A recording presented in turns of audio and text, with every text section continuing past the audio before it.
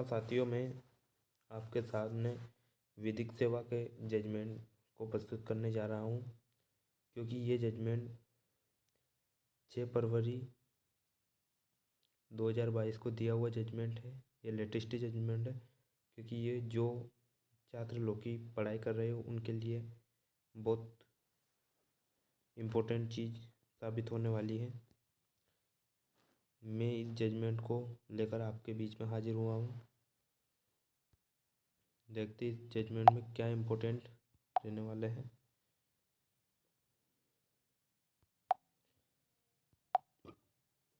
Item number 9, court 8। ये judgement दिया गया कोर्ट 8 के द्वारा वीडियो कॉन्फ्रेंसिंग सेशन सेकंड के माध्यम से।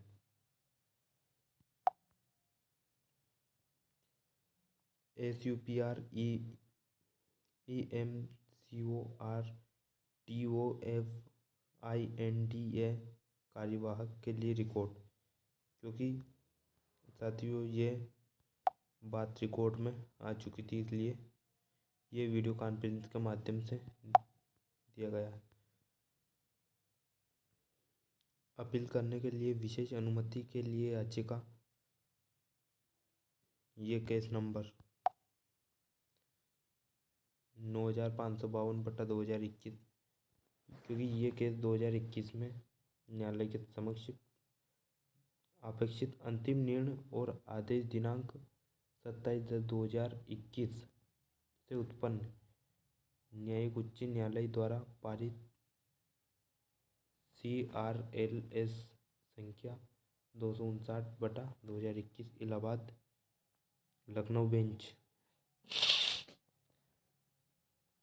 इसमें हजरतुद्दीन याचिकाकर्ता और बनाम उत्तर प्रदेश NR राज्य प्रतिवादी।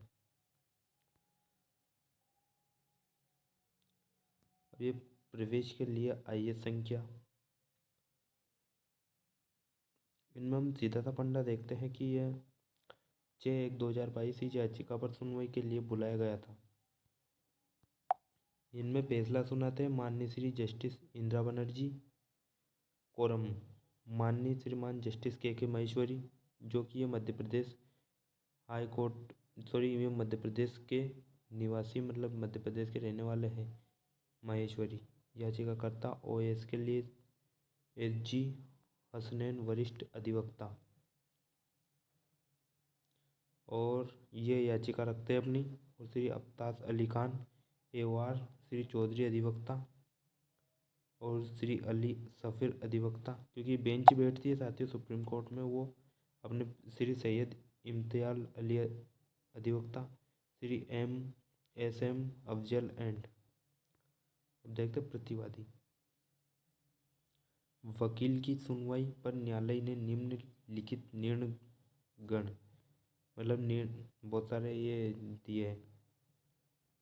इस विशेष अनुमति याचिका में याचिकाकर्ता ने चुनौती दी, क्योंकि जिसने याचिका लगाई थी उसने इस बात की चुनौती दी कि उच्च न्यायालय के न्यायिक द्वारा पारित एक आदेश दिनांक 27/10/2022, क्योंकि उच्च न्यायालय ने एक आदेश पारित किया था दिनांक 27/10/2022 को चुनौती दी गई, यानी कि जनहित याचिका के द्वारा इलाहाबाद उच्च न्यायालय इलाहाबाद लखनऊ बेंच द्वारा आपराधिक पुनरीक्षण आवेदन को खारिज कर दिया। क्योंकि ये जजमेंट मतलब पहले से इलाहाबाद बेंच के द्वारा दिया गया था, उसको सुप्रीम कोर्ट में याचिका दी गई, चुनौती दी गई। उस चुनौती को माननीय सर्वोच्च न्यायालय ने स्वीकार कर लिया, स्वीकार करके उसको खारिज कर दिया।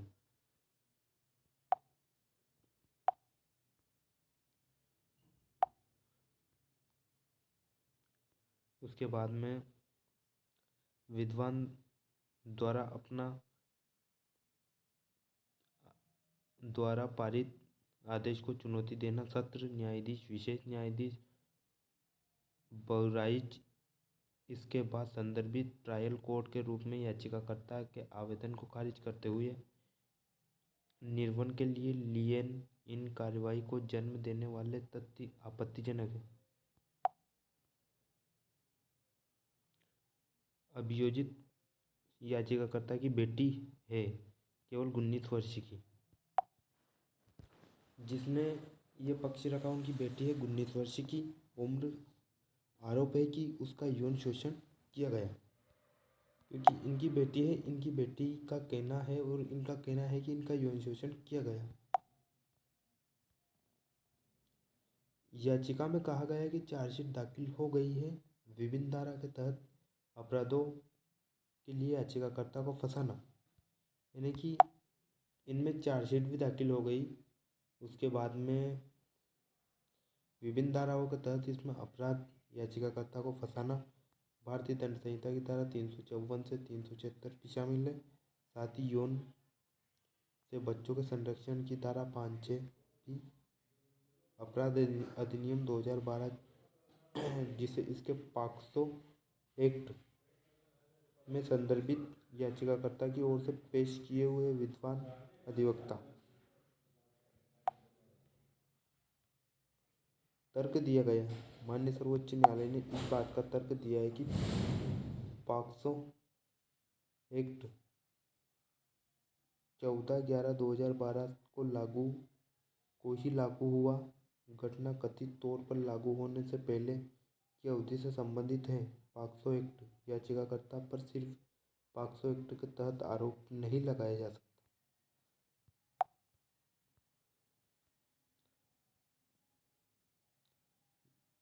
यहाँ तक कि मानते हुए याचिकाकर्ता पर आरोप नहीं लगाया जा सकता है।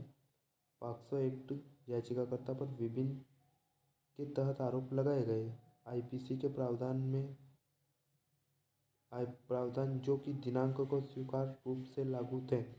कथित अपराध याचिकाकर्ता के विद्वान अधिवक्ता, क्योंकि इन्होंने अपना पक्ष रखा, विद्वान अधिवक्ता जो था सामने वाले पार्टी का, उनने जोरदार तर्क दिया कि प्राथमिक अपराध का खुलासा नहीं करती है। आईपीसी की धारा 376 प्राथमिकी प्रारंभ दस्तावेज है और इसके अभियोजक द्वारा संहिता की धारा आईपीसी इंडियन एविडेंस एक्ट धारा 164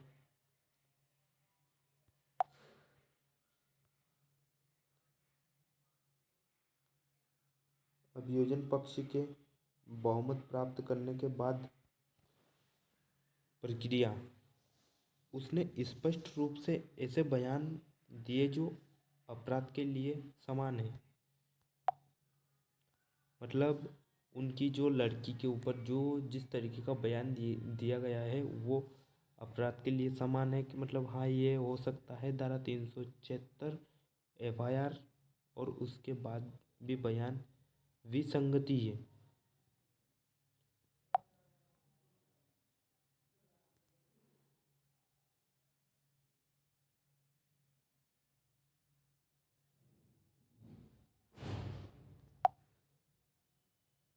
क्योंकि ये विसंगति और सीआरपीसी की धारा 164 के तहत बचाव हो सकता है। हालांकि विसंगति बिना दीक्षा के निर्वहन का आधार नहीं हो सकती है।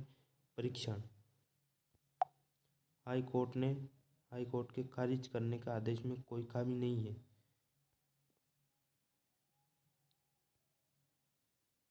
आपराधिक पुनरीक्षण आवेदन तदनुसार विशेष अनुमति याचिका खारिज की जाती है, क्योंकि इस याचिका को यहीं पर सुप्रीम कोर्ट खारिज करता है, तदनुसार विशेष अनुमति याचिका खारिज करता है। हालांकि ये बिल्कुल स्पष्ट है कि अवलोकन ऊपर दिए गए न्यायालय के निष्कर्ष के रूप में नहीं जाना जा सकता है कि पॉक्सो एक्ट के तहत कोई अपराध नहीं किया गया है।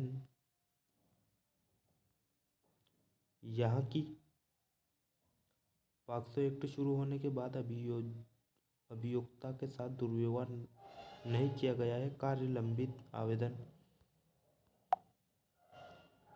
यदि कोई हो का तदनुसार निपटारा किया जाता है।